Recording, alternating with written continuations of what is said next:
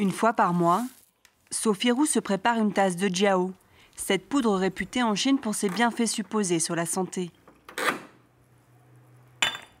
Boissons, gâteaux, les modes de consommation sont multiples pour ce produit à base de gélatine d'âne. Je l'ouvre, je vous montre. Ça, c'est de l'eau de jiao pur. C'est pas bon.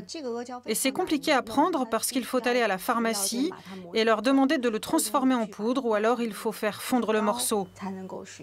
C'est compliqué à préparer. Sophie n'aime pas le goût de la boisson.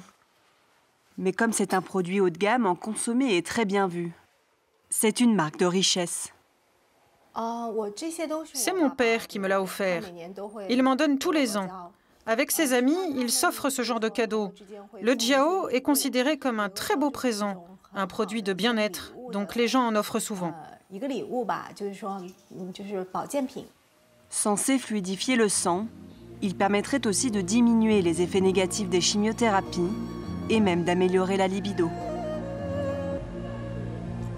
L'économie de la Chine est en croissance constante depuis plus de 40 ans.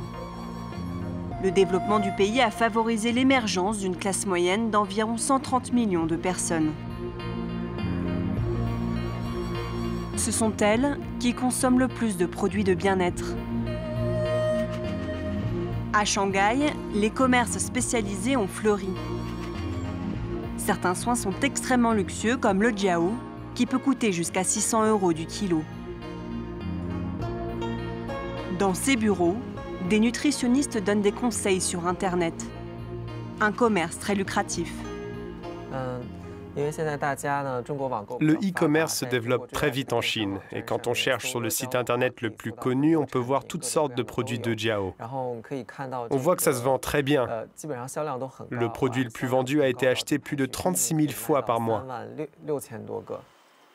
Les ventes ont explosé depuis 2010 grâce aux nombreuses publicités à la télévision et sur Internet. Une tendance qui relance l'intérêt pour ce remède qui avait quasiment disparu des étals. Le jiao est considéré comme un médicament car il est écrit dans le livre référence de la médecine traditionnelle chinoise depuis plus de 2000 ans. Ça vient des élevages d'ânes dans la campagne, par exemple dans la province du Shandong ou bien dans le sud-ouest de la Chine. Ce que dit la nutritionniste n'est pas tout à fait vrai. Pour répondre à la demande, la population d'ânes chinoise a été décimée de moitié. Au cours des 25 dernières années, elle a diminué de 5 millions. Alors les industriels ont dû chercher une solution.